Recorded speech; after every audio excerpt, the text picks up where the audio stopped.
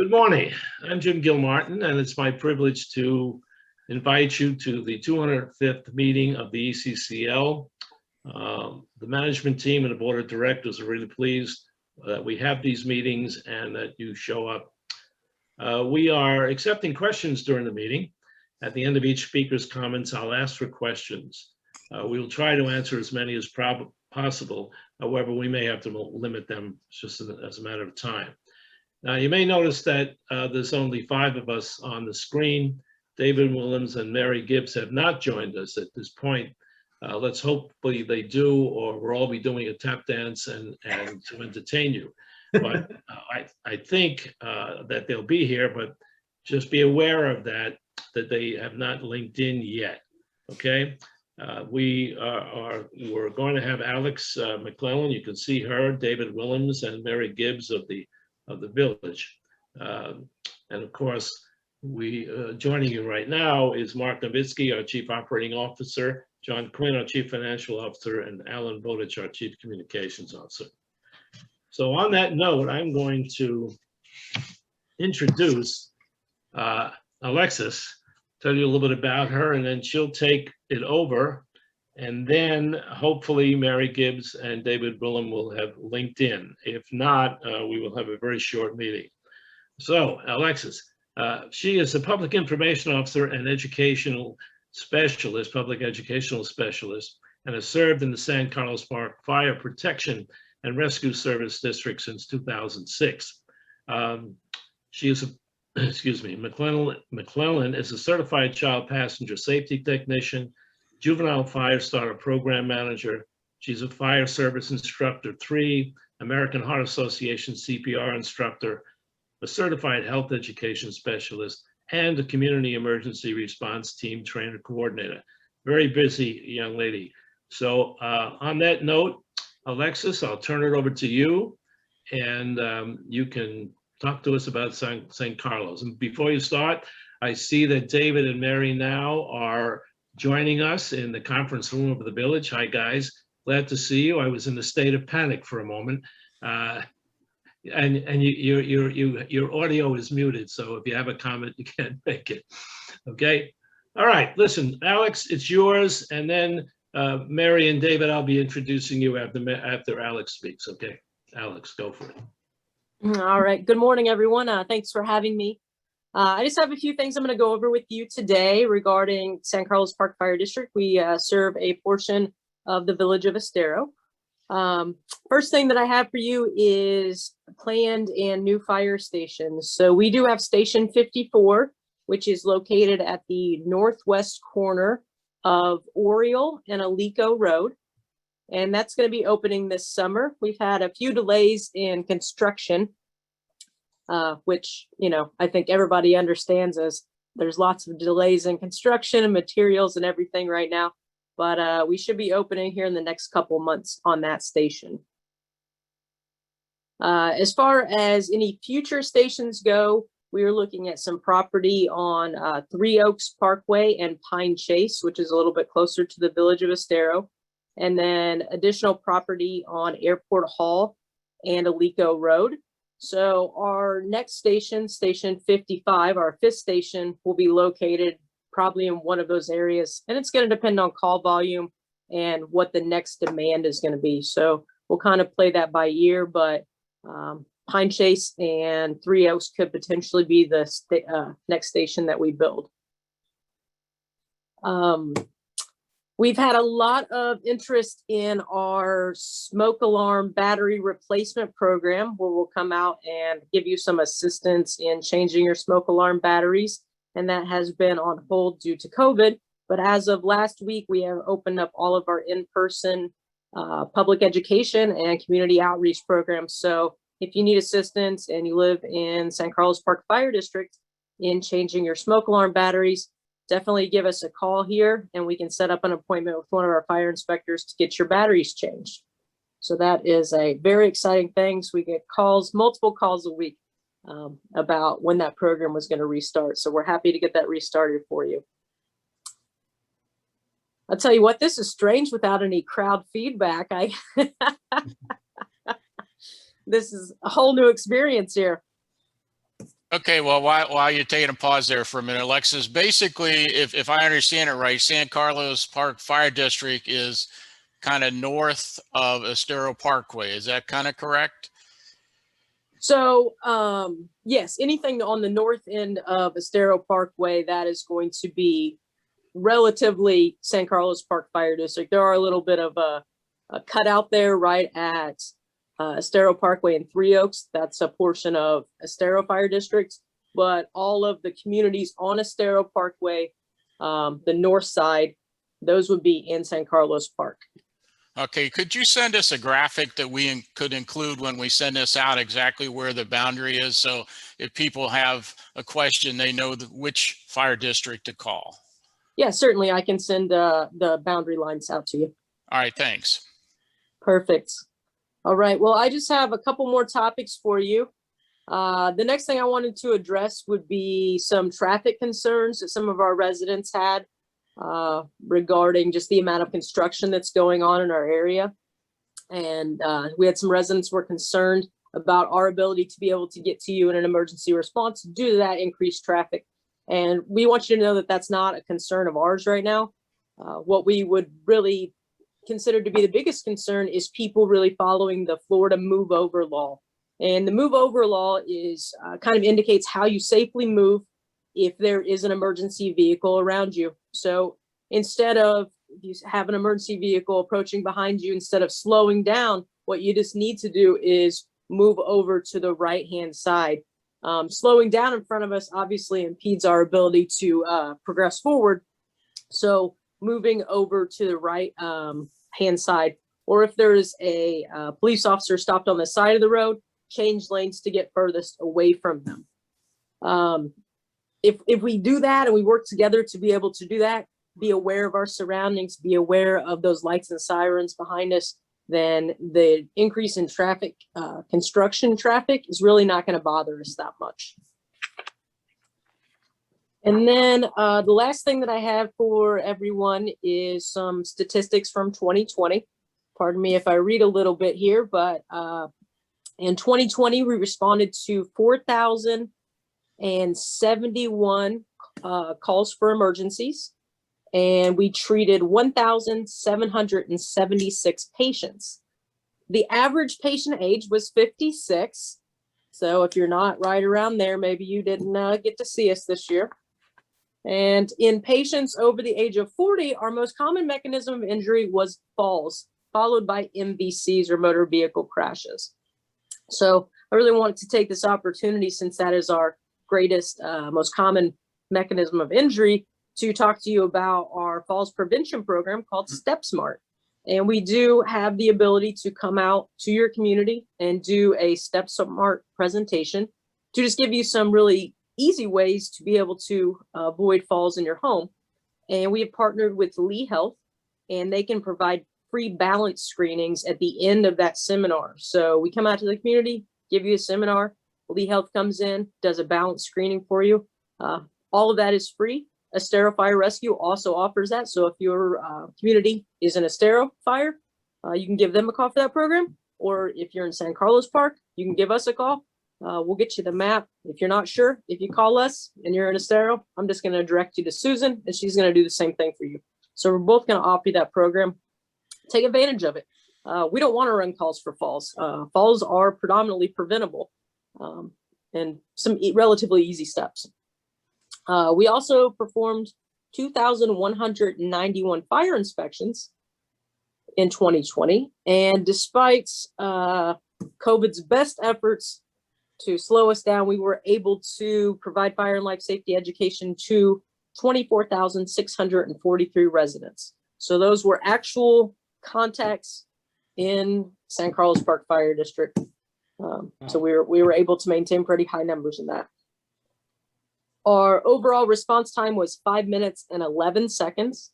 And if you want to take into account there that any 911 calls for stubbed toes, we are dispatched at a very different level for someone stubbing their toe, where we wouldn't run lights and sirens. So we're going to slow down our response time quite a bit for those non-emergent injuries. So in your end, where you're very close to a fire station, it's probably going to be a little bit less than that, 5 minutes, 11 seconds. All right, well, that is everything I have, and I'd be happy to take any questions that anyone has for me. Alexis. Okay, Alex, thanks. Anybody on the panel here have a question? Mark? Can I say something? One of the things we're seeing from Estero Fire Rescue is their concern with illegal parking in the gated communities and trees obstructing the roadway. And so I think the trees have to be, what, 13'6" so the vehicles get through? Is that? Yeah, it's I don't have the specific number, but it is around 15 feet, I believe, in clearance for the trucks to be able to get over. As far as cars parking on the side, we saw a pretty big problem with that right after, I believe, Hurricane Irma, when there was flooding in the back of the communities. People were parking on the entryways, making it impossible for fire trucks to actually enter. If we had people parked on both sides, right, we couldn't go in and make those turns like we need to be able to make. So, you know, most of the time we just say, kind of try to use some common sense and say, if I'm parking here, is an emergency vehicle going to be able to get to me or my neighbor's house? Because whenever we're talking about heart attacks and stuff like that, or fires, you know, literal seconds count. Okay, thanks. Alan? Yeah, Alexis, thank you very much again for joining us this morning. It's nice to see you. I just had a question. Given that the upcoming hurricane season is not far away, I know that ECCL has put on its website for the immediate Estero area an update about various things that people should be careful about and take into account prior to the hurricane season.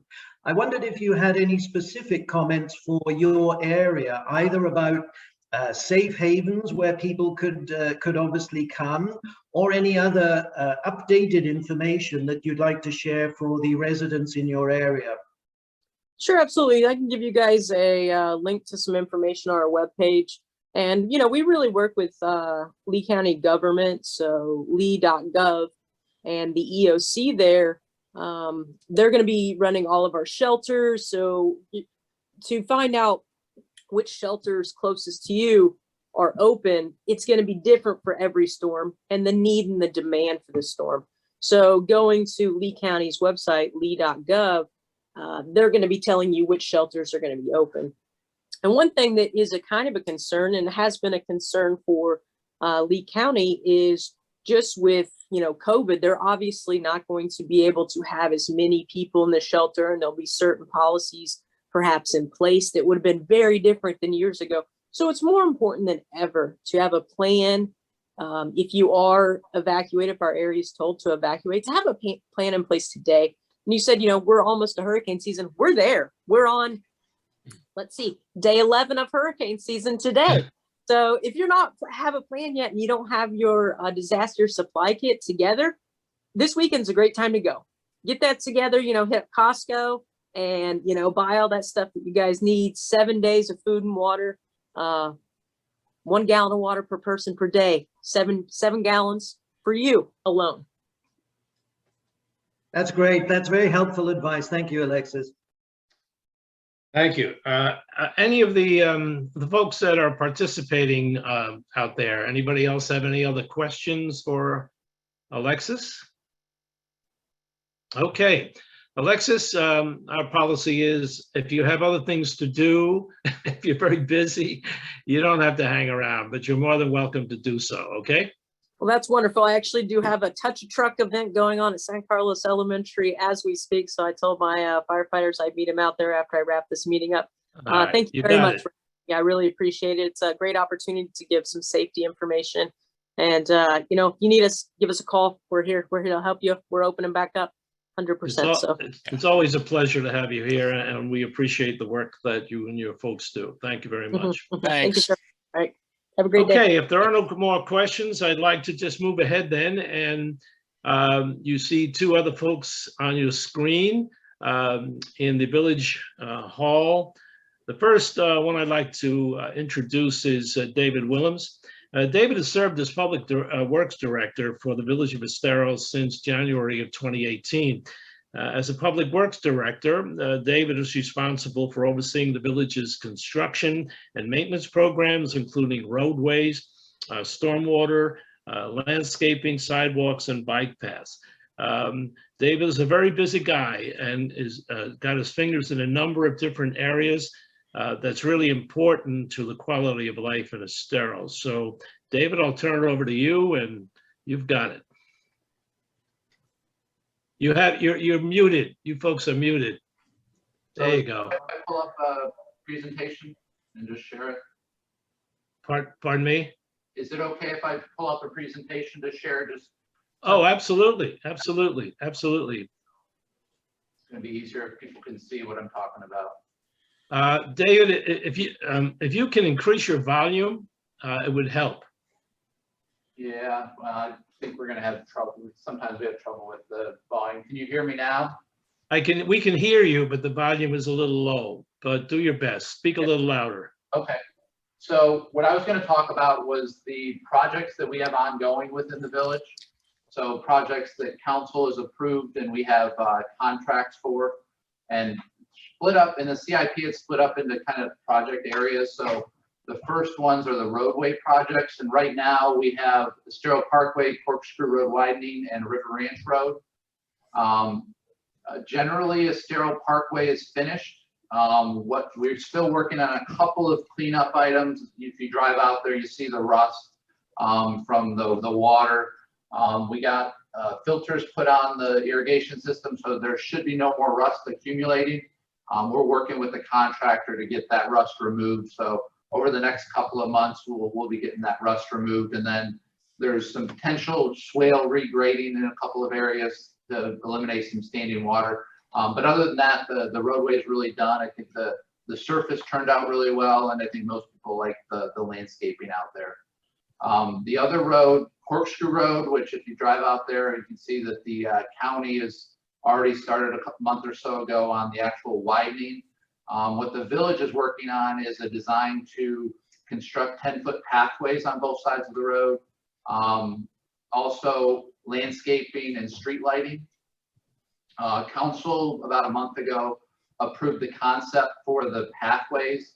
What we're going to try to do is get the pathways pushed as far away from the road as we can. We've been working with the communities along the road to get some easements that are going to allow us to pull it even further off. Some places will be 30 or 40 feet from the road.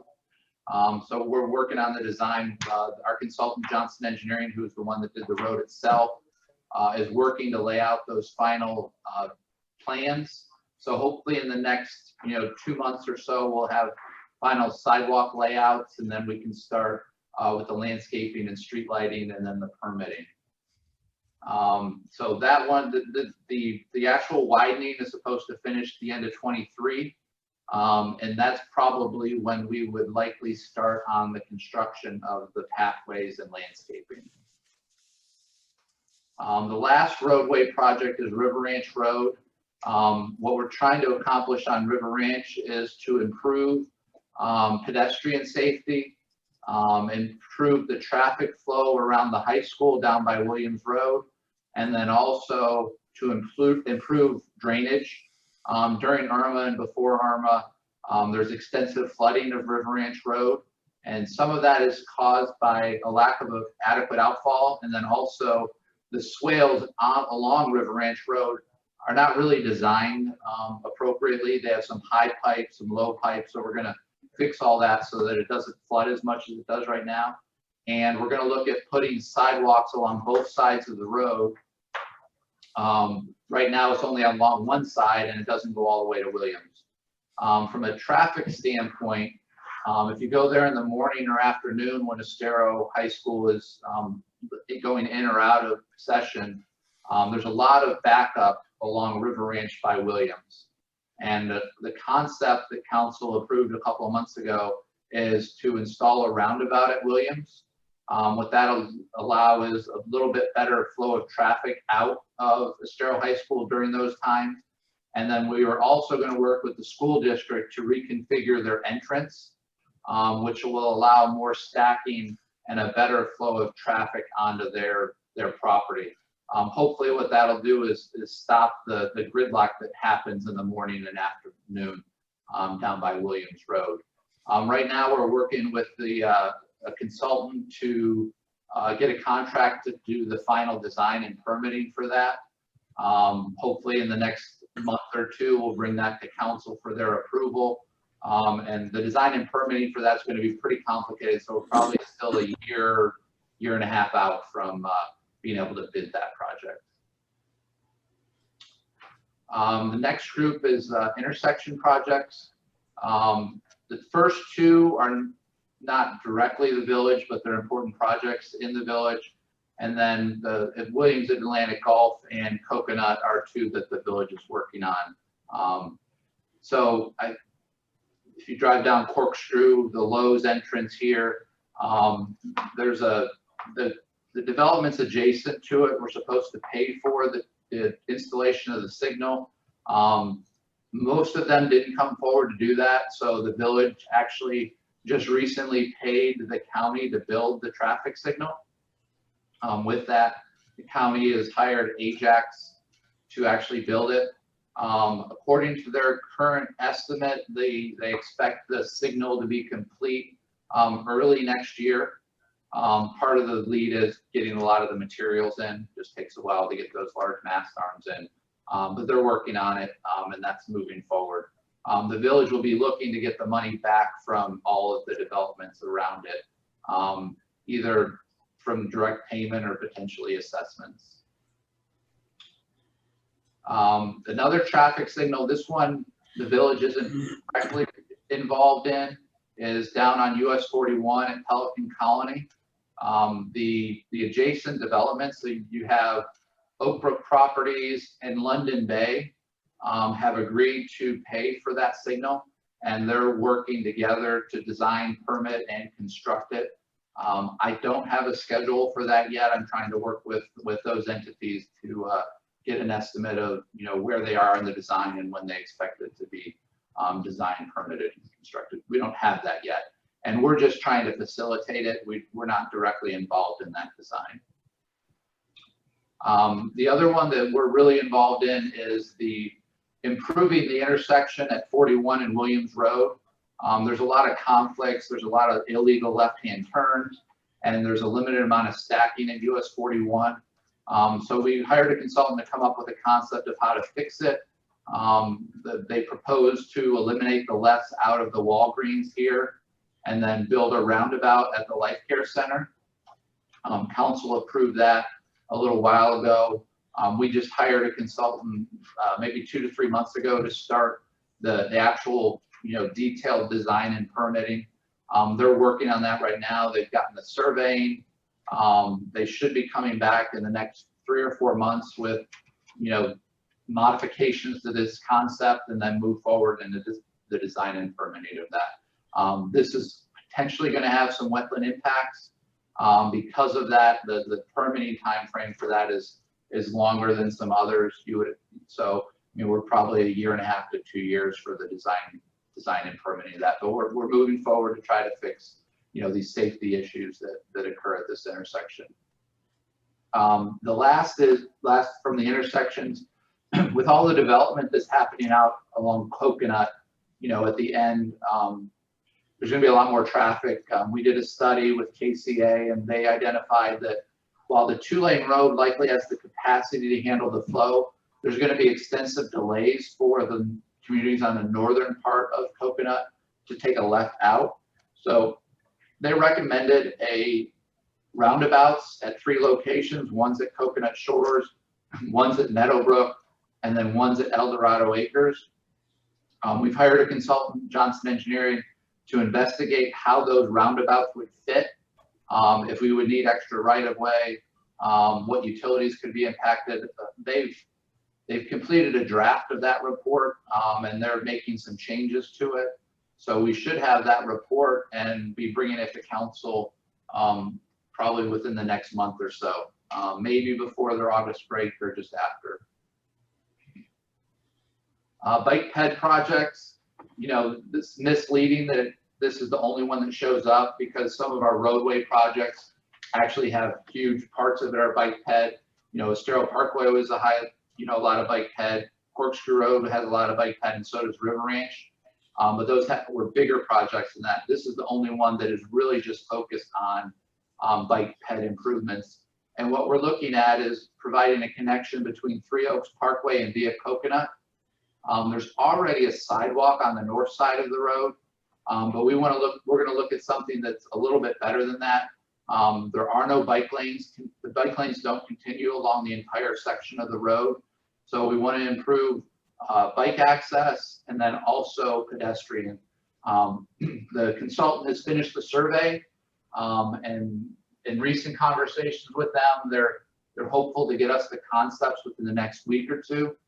We'll work back and forth with them and then, bring it to council after we have those identified. What we expect is there could be a multi-use path.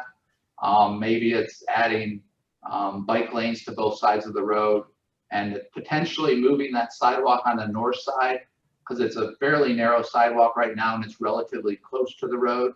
There's a lot of room to move it toward the high school. So we may look at that, but that'll come out when we finalize the concepts. There are several landscaping projects that we're working on. The monument signs, council approved, looking at 2 locations for the first 2 monument signs. Both are at the south end of the village, one on US 41 and the other in Three Oaks. The consultant has finished with the concept and starting to work on the permitting of it with both FDOT and Lee County DOT. Ben Hill Griffin Parkway and Via Coconut Point Landscaping are 2 that are just getting started. Ben Hill Griffin, they finished the surveying. Let me show you where those are located. Hold on. So these are the signs. Ben Hill Griffin is from Estero Parkway to Corkscrew Road. There's some landscaping there, but it's not maintained, what we would expect in Estero. So we've hired Bruce Howard, who did the design for Estero Parkway, to look at what we could do there. Right now, they're just looking at concepts. So they've gotten the survey. He's working on the concepts right now, and we should be looking to bring something to council probably in the September to October, just to look at what we could do there and get an idea of what it could look like. We don't have anybody hired to design it yet. It's just for concepts right now. Via Coconut is very similar. It's just the concepts. And what we're trying to do is come up with the concept so that when developers come in, for different developments along the corridor, we can request that they do some of the landscaping within the Via Coconut Point right-of-way as well, which is similar to what Adira is doing right now and what Genova had already done. So once we have that concept, it'll be easier to work with the developers. And then at some point in the future, the village would look at hiring another consultant to actually do the design for the rest of the road. But we're trying to do the concepts right now so that we're prepared to ask the developers exactly what we want along that corridor. A project that is in the village, but we're not managing. FDOT is doing landscape plans on the interchange. So hopefully here in the next couple of months, they finish the construction project. Early to mid next year, they're looking at actually installing landscaping. Right now, we're working with FDOT and their consultant to come up with what the design would be.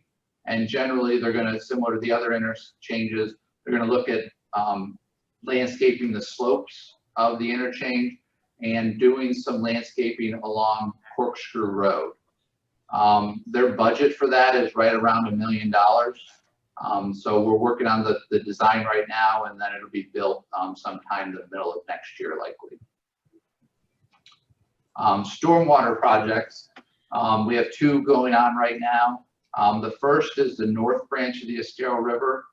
This is an important project because a lot of the flooding that happened on the north branch of the Estero River was caused by a lack of capacity in the north branch. So there's 2 projects that we're looking at to help get water through Country Creek a little more efficiently. One is a swale around Country Creek on the north and east sides. What that'll do is allow overflow, high flows to go around Country Creek instead of trying to make it through. During Irma, it didn't make it through very efficiently and ended up flowing down the roadways and flooding the area a lot. And it also flooded upstream. The second area is down a little bit further south. There's a dry creek bed that's been silted in. Talking to some people in the area, they indicated that that might have happened in the early 90s. And what we were going to work, we're working with the consultant to get that reopened up so that we can get more water down south. And then the other one is the sediment removal in the downstream reaches of the river. We hired a consultant. They've analyzed it, surveyed it, and made recommendations on where sediment should be removed. They're in the permitting process. We submitted about a month and a half ago. We've gotten some comments back from the agencies. Because of, this is a natural waterway and it's an aquatic reserve, we expect the permitting to take quite a while. We're about a month or two in, we expect it to probably be a year or so before we'd be able to get the permit. And then we look at removing sediment. We wouldn't have to remove the sediment from all of it because the cost is pretty high. We're estimating that it's over $2 million to remove all the sediment. We could do it in phases, but that will be discussed later after we get the permit. And that's all I had from those are all the projects that we're working on right now. Wow, that's great, David. Very informative. I really appreciate that information. Are there any questions? It looks like there's a few, so let me just reach out to the participants and then we'll get back to you, Mark.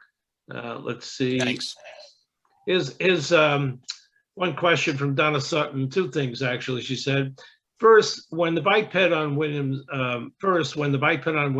need to improve crossing in traffic circle at Via Coconut. Crossing is very narrow and at a sharp 90-degree angles, which is very hazardous trying to navigate on a bike. Also, make the crosswalks more defined in some way. Second, not related to construction on Williams west of 41, but would you like to have the speed limit decreased to 35 instead of 45, she asked. It is a hazard crossing that road and biking down it since there isn't a bike lane and it is very narrow sidewalk on just one side. Any thoughts about that, David? So yeah, definitely the roundabout. It's not designed as friendly to pedestrians and especially bicyclists as it could be. We'll see when it happens, but we know at some point we're going to be adding ramps there. So if you look at a new roundabout, there's ramps for a bicyclist to come off of a bike lane, get up onto the sidewalk, and then go around the roundabout instead of having to go through it. So that's definitely something that would likely be in this project to improve that so that pedestrians can get around that roundabout. The second question, Williams west of 41. So there's proposed to be some bicycle and pedestrian improvements with the Williams and Atlantic Gulf. Hopefully that roundabout helps slow traffic down, should improve, maybe there's a bike lane. I don't have the concept yet, but there'll definitely be some improvements there. There are plans to look at improving Williams Road further to the west, but that's not in the CIP for a few years. So once we got to that, we would look at, bike lanes or things like that. As far as lowering the speed limit, we could look into that, but we try not to just lower it just to lower it. We try to have a reason, but yeah, that's something we could look into, whether it's justified to lower it from 45 to 35. Thanks, David. And another question is, oh, I see. I'll go with Donna again. She says she's responding. It is further west of the roundabout. They travel at about 55 to 60 miles an hour, she's saying. Yeah, no, we've heard that. When we were doing the concept design, we met with West Bay Club and Fountain Lakes and Pelican Sound, and they've expressed concern. But the fear is that they're already going well over the speed limit, so I'm not sure lowering the speed limit is going to change that. But we'll look into it. We've looked into that on other roadways. Okay, thanks on that. Another question. Any plans for streetlights on Three Oaks between Corkscrew and Williams Road? That is in the CIP, but it's several years out. So we do have, I think, in the budget for streetlights in that location, but it's not within the next couple of years. Okay. It looks like that's it on the questions. Let me just recheck again. Yeah. David, while he's checking, one of the things that we, I heard you speak about, I think at the high school, about the new K-8 and the flow of water coming through their property and going out onto Three Oaks and then getting in, that you were working with the county to make sure it's sufficient, has capacity or whatever. Can you speak about that for a minute? You know what I'm talking about? Yeah.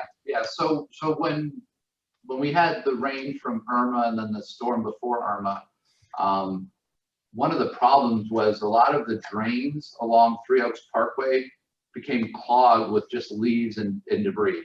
That just kind of got caked on the top of the drainage structures. And what we've talked to the county, and they've actually already installed probably 5 or 6 of them. So what they did was installed, it's kind of a filter. It's like a metal mesh that will prevent the debris and leaves from caking on the top of the drainage structures. They've installed 4 or 5, and we've asked them to add another 3 or 4. And that in and of itself should help the flow a lot better than what we saw during Irma. The only issue is, I mean, we'll have to stay on top of it. Frank and I've already started doing it. Whenever we drive down Three Oaks Parkway, we check those drains, and we'll just have to keep maintaining to make sure we remove the leaves so that, you know, it doesn't cause problems. But that's just going to be a maintenance thing. But at least the mesh, metal mesh is going to help a lot. All right, thanks. There is another question. I shared this with you, David, from Dr. Jesse Arman. He talks about with the continuing construction on Corkscrew Road on I-75 along Alico and Gulf Coast Town Center, I've noticed that bike paths are being extended on both roads. It would be a very special village resource if the bike paths went. And he goes talking about where it's south and the Ben Hill Griffin and meets again at Corkscrew, which would result in a 12-mile continuous bike run. Is that included in the master plan of roadway improvements? And I know you had a response to that, so why don't you just share it with everybody? Yeah, I mean, none of those roads are owned by the village, and most of the locations where you would be looking to add more bike lanes is not even within the village boundary. So I don't know that the village would have much say in what happened. I mean, it would be nice, but the segment, you know, so the 2 parts of that are located within the village are Ben Hill Griffin, the section along Estero, south of Estero Parkway, and Corkscrew Road up to Bellaterra. The village is already looking to do 10-foot paths along Corkscrew. Don't have the final concept, but part of the landscape design along Ben Hill Griffin is to look if there's ways to improve bike ped as well. So the village is trying to do as much as we can, but the majority of that route would be within the county. So it would be them, they're the ones that would be deciding that. And the village would not be able to really do anything since it's outside the village. Okay, fair enough. We appreciate it. Lou Fratarelli has a question. Will there be 2 lanes turning left going east at Ben Hill Griffith Corkscrew intersection? Yeah, that's part of the current project that the county's working on. The widening of Corkscrew Road includes adding dual lefts at Ben Hill Griffin, so going south to east. Okay, thanks. I appreciate that. Well, thanks very much, David. Really a nice job, very informative, and we appreciate the kinds of presentations that give the kind of information you do and the detail you do. Okay, next, last but not least, My friend Mary Gibbs. Since June 8th, 2015, Mary Gibbs has served as the Community Development Director at the Village of Estero. Mary manages planning, zoning, and building permitting. The last time Mary was here, she did really a bang-up job, and people really appreciated her comments. So she's going to continue on with that. And Mary will provide an update on community and building development activity within the village. Mary, you're on. Hey, can you all hear me well enough, or am I going to have to yell? Because I know the volume is difficult here. I think it's okay, but if you can speak a little louder, that'd be great. Okay, well, thanks. And when you were introducing me, it just reminded me that Tuesday was my 6-year anniversary at Estero, and I celebrated by having a night meeting of the Planning, Zoning, and Design Board at 9 o'clock. So I sure know how to celebrate these things, right? Yeah. So the last time I spoke, I think was in February. So what I was going to do is kind of give you an update of what's happened since then, if there's anything new or what's going on with some of these existing projects. And I think if I come back again, if you invite me back again, I'm going to try to have a map like David has. So I'm going to try to get a little high tech here. But in the meantime, just bear By the way, Mary, we can't hear you better now. Something happened. The volume just shot up, so you're good. Great. I adjust. I was playing with the computer. Good work. Good work. My tech guy here, he's high tech, he's got it fixed, so I don't have to get a megaphone and yell anymore. So that's great. Thank you, David. So let me start with what is the most recent, and I'm thinking about the meeting Tuesday night of the Planning, Zoning, and Design Board. And they, one of the projects that was approved was this car wash on US 41 over by the Vines and north of Aldi's and Tyson I. That had been going through the process for quite some time, and they made a lot of changes to it. So now the project that got approved the other night is a much more attractive building with some features that are going to minimize the sound so that it won't be disruptive to the residents. And so that that'll be moving forward. Of course, they've got to get building permits before they actually do that. And I don't have a time frame for when that's going to open up, but that was approved. And then I think I mentioned the Pavich, Joe Pavich's real estate office that he wanted to move to build over on Corkscrew by Via Coconut at Happy Hollow Lane, where there's a really very unattractive blue house right now. He was approved for his zoning for that project. And so they're getting ready to come in to get a development order for that. So that will be moving along. Speaking of a larger property now, and David talked about the traffic light over by the Lowe's property, and just east of Lowe's is the property that Stock bought, 43 acres. It's going to have the commercial in the front and the residential in the back. If you haven't been by there lately, you'll notice that they've cleared the property. They're in the process of clearing. It's just a couple of big mounds of dirt and some rocks. And they have been approved to do all the site work. And they came into the Planning, Zoning, and Design Board the other night with their plans for the first commercial building on the property, which was an oak and stone restaurant. And if you're not familiar with those, there's a few of them. It's not like a big franchise, but I think there's 4 or 5 of them in the state. There's one in Naples. And we weren't familiar with them, so I Googled them and discovered that they have 40 different kinds of beers. So, you know, it might be a good spot for a happy hour. But that was discussed at the board the other night, and they're moving forward on that. They also plan to come in, I think, next month and start presenting their residential components for the apartment buildings. So they're pretty much moving along pretty rapidly on that project, which will be interesting to see. And then another big project out in the vicinity of where Mark is, out by Bellaterra, is this Corkscrew crossing, which went through a zoning and a settlement agreement with the village. It was approved by the county many years ago for 600 and something units in between Wildcat Run and Bellaterra and the preserve. And it's about 400 acres. So they have sold that property to GL Homes, and GL Homes is now for a development order to, I think, build about 554 single family units. Right now it's going through the review process with the staff. So we're just doing the usual back and forth, trying to get the information complete. And when that is complete, we'll take it to Planning, Zoning, and Design Board.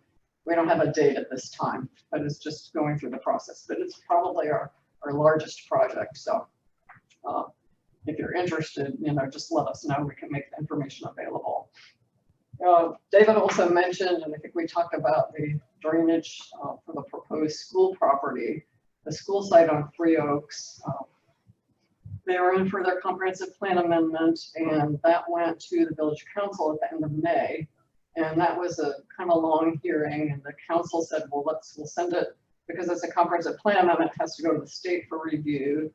The state's involved. So the council said, let's send it to the state and see what their comments are. So we have sent it to the state. They have a certain amount of time to get back and let us know if they've got any comments. So I don't expect to hear anything back on that until probably the beginning of July. And then when we get the comments back from the state, if we need to change anything, we do, and if not, we will schedule a second public hearing at the council. But that just depends on when we get the comments from the state. So I wouldn't expect, I don't know if that we're going to be able to make a July deadline, because the council will be out, will not be having meetings in August. So we're just going to have to see. But we do have everybody's information, so we can notify them when we have the second public hearing. Let's see, what else do we have going on? So we've got, and that Via Coconut, there's a project across the street from Genova that's called Via Coconut. It's been in review for quite some time. They've got to rezone it because it's agriculture right now. And that is proposed for about 300 apartment units and some commercial. They've gone through several different iterations. We're trying to get their building design to look a little bit better. They've got an architect from Naples that's doing a nice job on that. It looks like we're going to be taking that to the Planning, Zoning, and Design Board in August. That's our tentative schedule. So, we'll see how that goes. But that's a pretty big project as well. And then if anybody asks about Genova, because I get questions every day, what's going on with Genova? What happened to buildings 5 and 6? Is anything going to happen? I'm hearing that the buildings 5 and 6 are not going to happen as proposed, but the owners are looking at some other different options to finish up the project that might involve townhomes or something along that line. I think they've met with the Genova residents, to kind of get their input. And we don't have any application in, but I think they're going to have to make some changes to their plan, which will mean they'll have to come back and do some amendments. So we don't have anything, but I know people always ask, so I just want to get that out there that, something is moving along. If any of you are interested in seeing a balloon test for a cell tower, we have a proposed cell tower that is going to be located on the Elks Club property on Coconut Road. And it's AT&T is proposing to do a 149-foot monopole tower. And as part of the review with the staff and our rules, they're required to do what they call a balloon test. So on Saturday, if you've got nothing else to do between the hours of 9 and 5, you can drive down to that vicinity behind the Elks Club and look to see they'll have in the air hoisted up a balloon at 149 feet so that you can get an idea of what it will look like to look at the cell tower.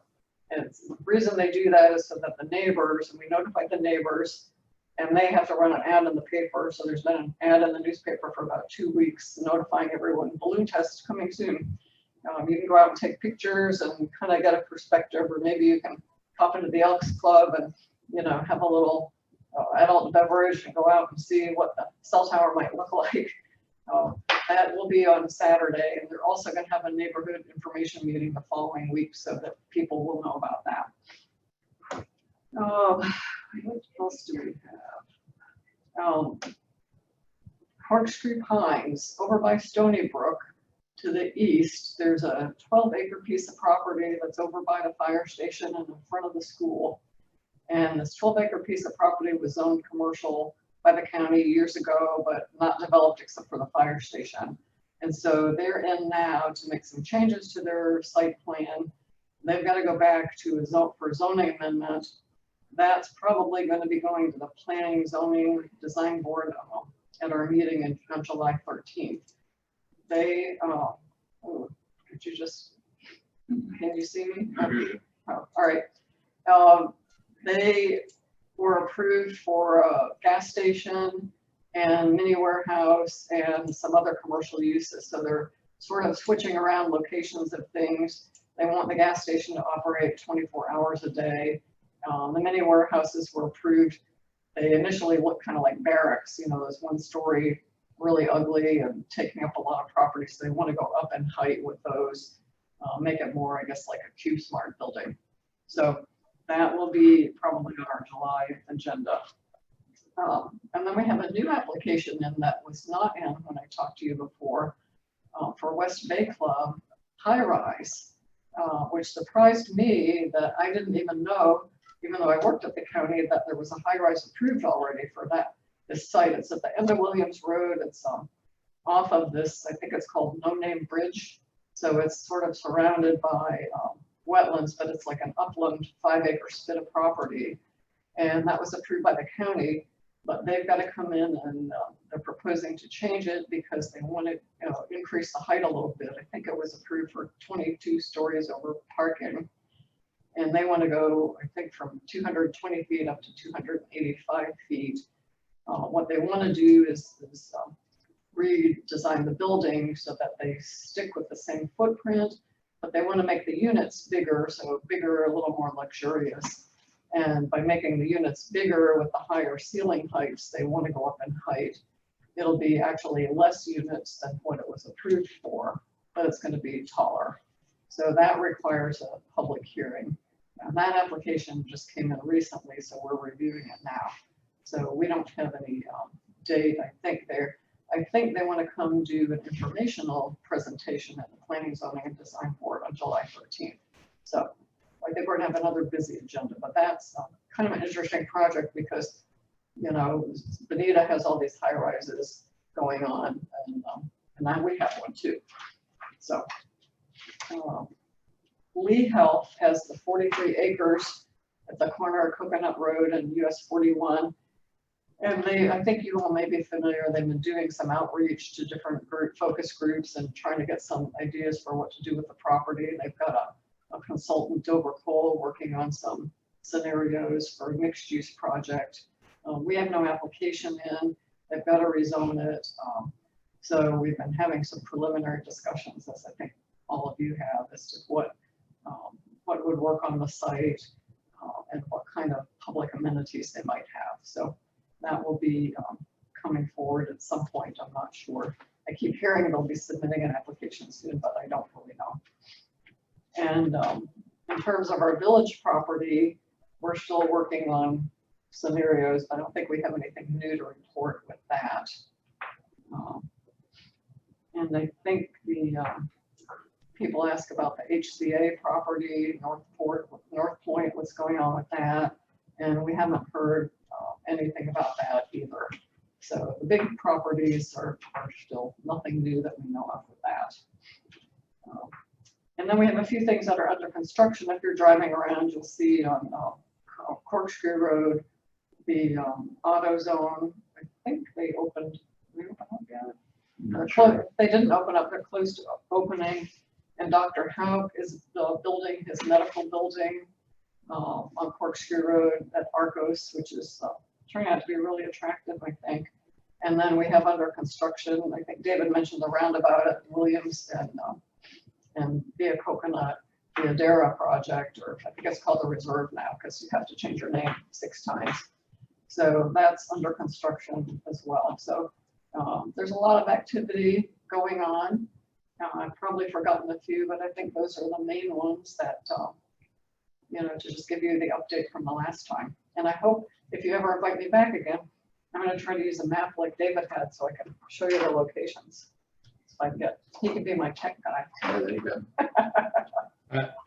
Mary, I don't know, forgive me if you've mentioned this, but the Three Oaks Parkway and Coconut potential apartment building, and did you talk about that, where the status is? The old Winn-Dixie Sweet Bay. Oh, I did not talk about that because there's litigation, so I'm not allowed to discuss that. Okay, Okay. fair enough. Fair enough. Okay. How about sorry, Jim. Go ahead. No, go ahead. We had 3 hotels that we've seen projected. The one over by the Elks Club, the one by the fire station behind Coconut Point Mall, and the one over between Hertz Arena and Miramar Outlets. They were approved, right? But no action. Well, the Miramar Hotel was approved for zoning. That was the one between, like, in the back of the parking lot. Sure. That the zoning was approved. They did not come in yet and get a development order. I didn't think they were really in a rush for it to begin with, so I don't know if the pandemic, I think, has affected this market some, because there was another hotel from a Apollo in Coconut Point. It was the Hilton Garden Inn, and they actually, through their development order, came to the design review board and were almost ready to be approved.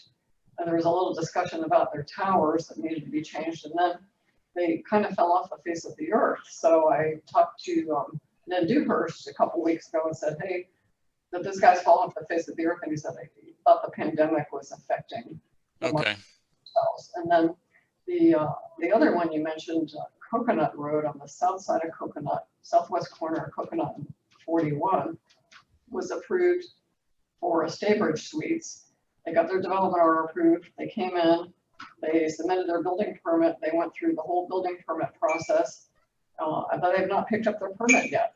So they asked for a couple extensions. So we're also wondering, you know, if the market is just not ready for that. Okay. All right. Thanks, Mary. Mary, there is a question from OTTE. I guess that's individual's last name. Forgive me. Is the Burger King still in the plans at the Lowe's Plaza next to Old Ruby Tuesday? No, the Burger King, they came in, they went to design review board a few times. And then to council, and the council didn't like the design, so they asked them to make some modifications. And then Burger King just, I think they just said, we're not going to do it. So they kind of fell off the face of the earth too. So that's not an active application. I think the developer of the plaza is trying to find some other uses for that property. I see. Thanks. Okay. Okay. If there are no other questions for Mary, thanks very much. We appreciate you as always, you and David. If you folks have things to do and you want to back off, it's okay. The meeting is close to being over anyway. Again, thanks very much. We appreciate that. Wait a minute, there is one other question. I see one other popped up. So just let me see what this is. This is from Donna Sutton. Just a comment, the increased traffic, including truck traffic with the West Bay high-rise is my main concern related to traffic and speed down Willems. Just a comment from Donna letting you know that's an issue. Okay. Okay. Go ahead. Go ahead. Go ahead. Welcome to come to the information meeting, or, you know, some of the meetings after too. So we're always, you know, looking to make sure the public knows about our meetings. I did want to say, I wondered at Mount Everest, because it looks cold. It's Mount Hood from Oregon. Oh, Sorry. right. Mount Hood, right. Yeah. Taking it later. I don't know how to take it off. Sorry. Awesome. When we get real live, you don't have to worry about it. You Yeah. put that away, right? All right. Thanks again, David and Mary. We appreciate that. Let's go on a little bit.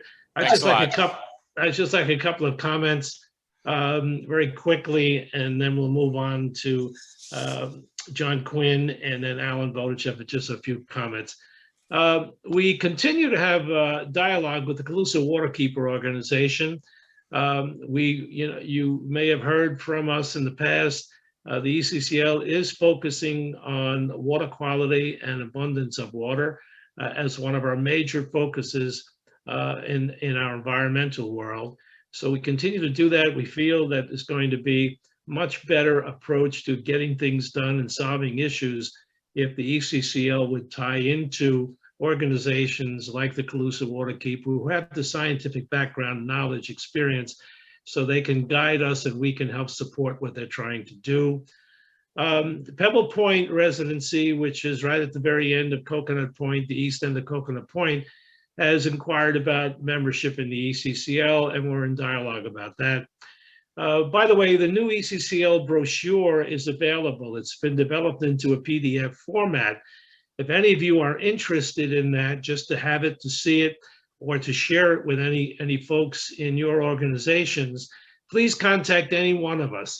Just go online, use on the website, go to organization, you'll find all our smiling faces, our email addresses are there.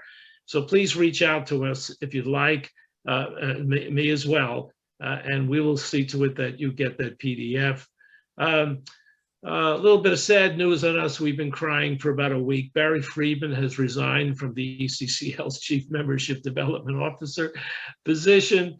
Barry's been great. He's a real advocate of the ECCL, puts a lot of time in to make things happen. He's resigned, however, basically to manage the development of what we have been talking about, and that is a virtual visitor center, or some call it destination management organization, to support economic development in Estero. I mean, this can be a significant impact. All of those who have talked to Barry and myself about it agree with it. Barry has talked to the village is supporting it, the chamber supports it. It's going to be a great, and in fact, not only to bring in new folks and build the economic status of Estero, but it'll be a great resource for people who live here now, just to find out about Estero, about the place you live in and what's available to you and so on. If anybody is interested in talking to us about working with us in membership development, and again, reach out for any one of us. Contact me specifically if you like, and we can talk about it and see whether or not you want to come in and share in the kinds of things we do to make Estero the greatest place to visit, live, work, and play. Finally, we are in discussion with the village staff on an Adopt a Highway program for Estero Parkway. You all have heard, I'm sure, if you've been reading these emails, how significant an impact these folks made, all these volunteers from different communities, all managed by Julie Yelig, to clean up 41. Well, now, I mean, I think it was over 2 tons of waste and trash and garbage that was picked up there. So it's a great program. We're really pleased that we started this. And now we are going to be talking to the village about Estero Parkway. And there's some reason why the village should take it on and not the ECCL. I won't go into that detail. The point is that it may continue and maybe go on to other roads and streets in our community. And that's it really for me. I will entertain any questions if anybody has any questions about anything for me. Oh, somebody popped one. Okay. This is from our friend Barry Friedman. Thanks for the goodbye and the promotion of the visitor center. You're welcome, Barry. Absolutely. Okay, it looks like another one popped up here. That was it. That was the same thing. Okay, let me just move on then, and let me introduce or reintroduce John Quinn, our Chief Financial Officer, and he'll talk a little bit about finances briefly. You can always go into the website to see all the detail, and a little bit about the process of getting this 501c3 up and running. John? Thank you very much. For the month, we had our normal expenses, which are communication, website, plus an additional $1,000 in scholarship with a cooperative program with the Chamber and the Historical Society. with the three of us, $3,000 was given out to young students who had submitted essays. Our particular award was for governance. Our current cash position is that we have $40,708. That compares to last year, approximately $22,000. We are ahead of the game right now. However, the major source of revenue has already been received. So this has to carry us through for the next 7 months. I want to mention briefly the articles and the bylaws were approved on February 5th of this year. The submission to the state of our articles was done on March 18th. Last week, and yes, last week, we received confirmation that they have registered the articles. So officially, as far as the articles that we are now operating under, we are operating under 5013C guidelines versus 501c4.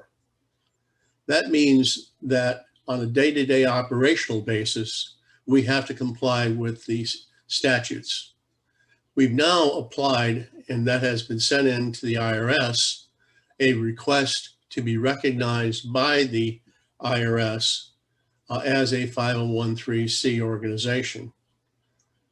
We sent the money, and they sent us a very nice note that said, if you don't hear from us in 180 days, please call us.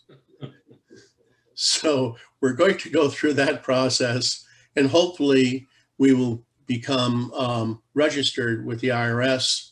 Once that happens, we can then contact the state treasury and the Secretary of State and finish up the rest of the paperwork.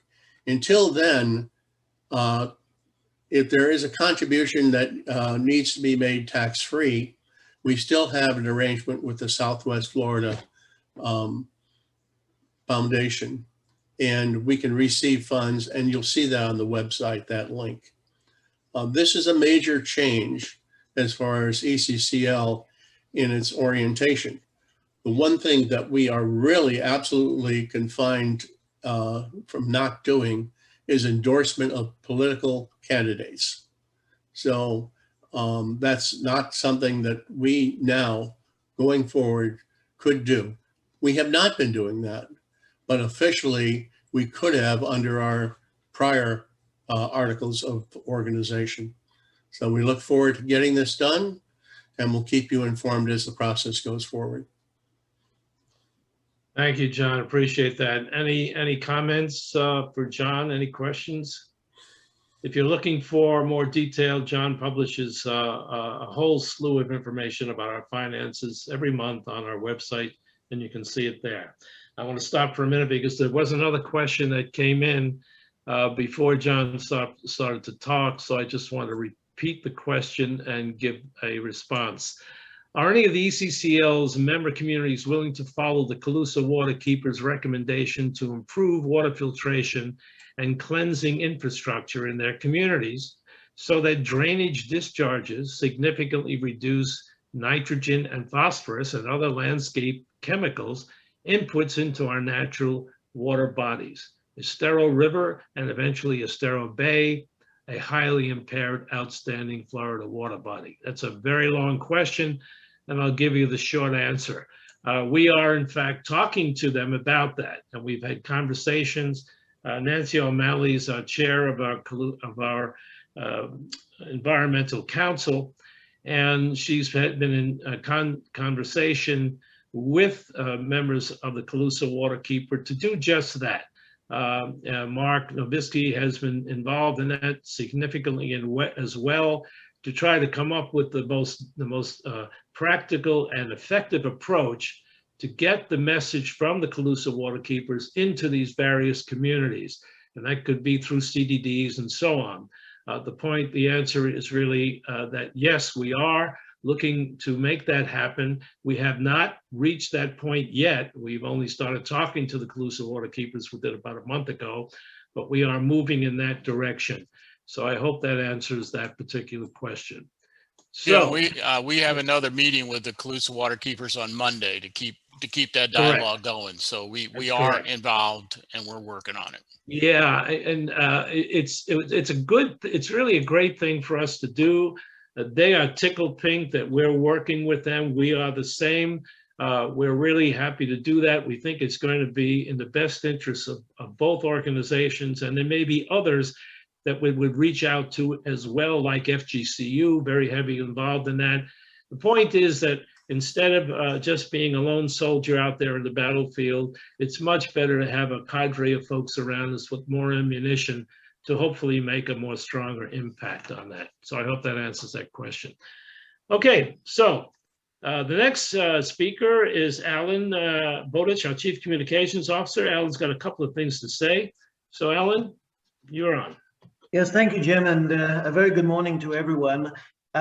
Maybe just to add one further point to the last question that you answered, Jim, I did just want to make the statement that for a long time, as you had indicated, ECCL has had it as a key priority to address water quality in our area. On the issue about runoff and what may be done on a local basis to reduce the phosphates and nitrogen, certainly, you know, in an article that the ECCL prepared at the end of last year, we talked, and it's on our website, about the issue of blue-green algae.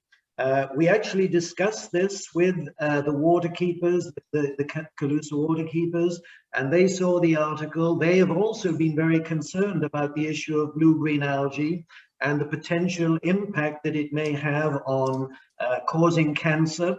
And it does also have, in the article that we wrote, an impact on neurological conditions such as ALS and possibly Alzheimer's.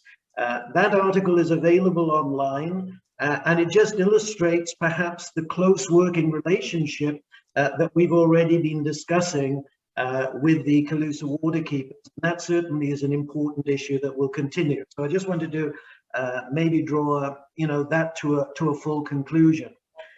Going back to another point that was mentioned about the development of a brochure that we've prepared, which is indeed available as a PDF document.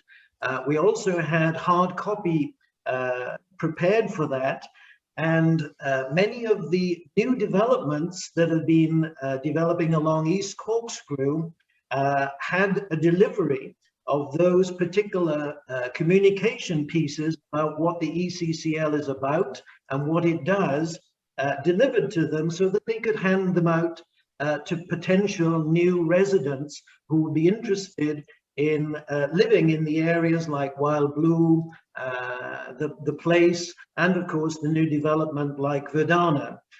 It is important for people to be aware that the ECCL does actually encompass issues in the greater Estero area, not just within Estero village.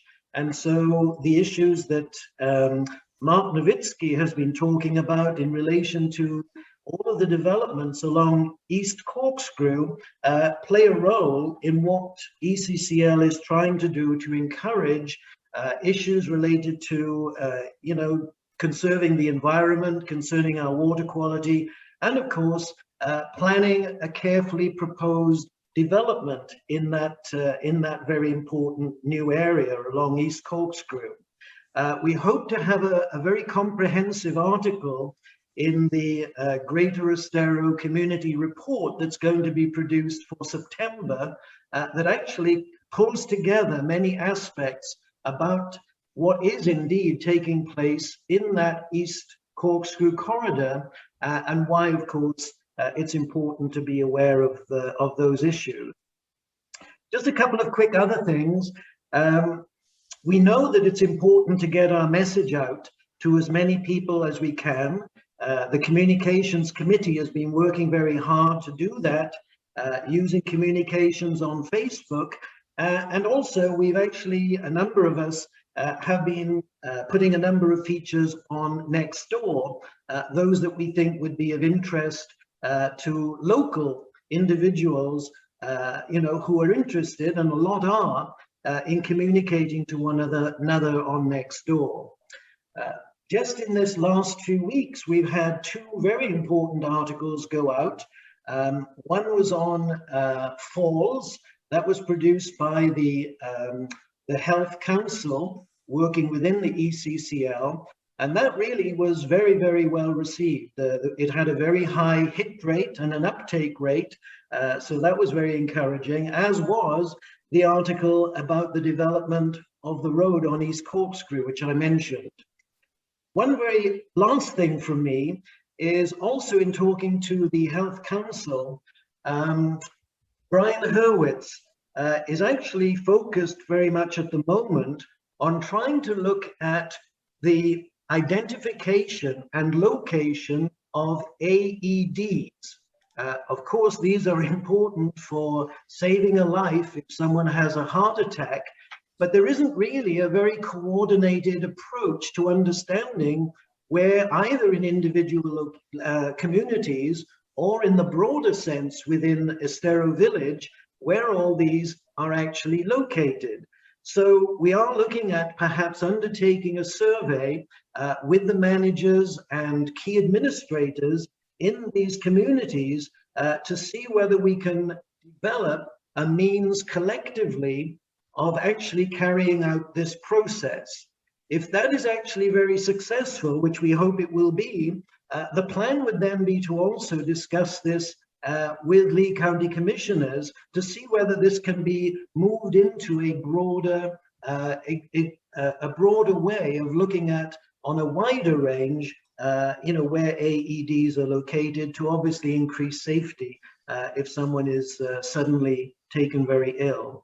So that's an exciting range of things that I think are going on, and that's it for me for the moment. Thanks very much, Alan.